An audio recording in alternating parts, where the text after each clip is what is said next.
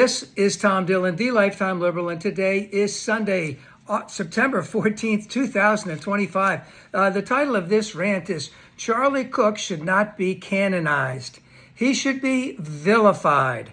So a lot has been going on since of his death as the Republicans are basically trying to latch onto him as some type of fallen hero that must be admired, etc. Well, first thing I want to say is let the Republicans do what they want to do, okay?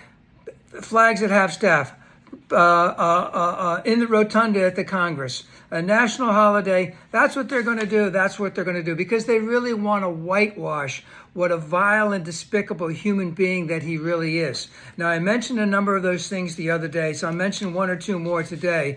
And the reason why I'm getting into this part of it is because his positions were very far out of the mainstream. So just as an example, majority of Americans feel that LGBTQ rights should be just the same as everyone else. It's not a super majority, but it is a majority.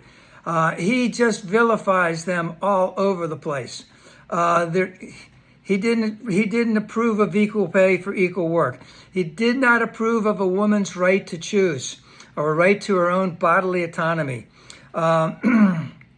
He did not believe in civil rights at all.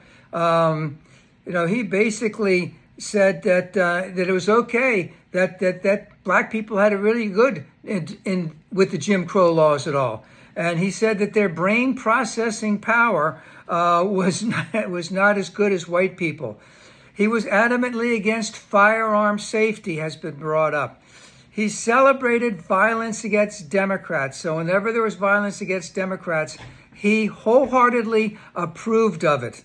All right. And he also reckoned back to an earlier time, whether you want to say it's 1850, 1950, or soon after we became a republic in 1783 or whatever, is that was a glorious period for British colonialism. But let me remind you that was loaded with slavery, indentured servants, and genocide against indigenous Americans or indigenous people here in the United States. That's what he considered a civilization. So I don't want any part of that. We have to recognize what our past was. And if any of you would care to look at the mechanical containing things that they had for slaves back in the 1830s, 40s, and 50s, you would be just aghast of it all. So he really is against basically what up to 75% of all Americans believe in. Okay? So the Republicans, you do what you want. Make him some type of great human being, say how great he was, etc. But I'm asking my sisters and brothers on the conservative side to take a close look at what he was really advocating for. And let's remember one of the other things that he did, he would go on all these tours to college campuses, right? And he'd like to get, let's say, a 19-year-old white girl up there, and he'd tear her apart, right? And what he would do is he'd cut and paste all the stuff where he's tearing her apart and put it in his, let's just say,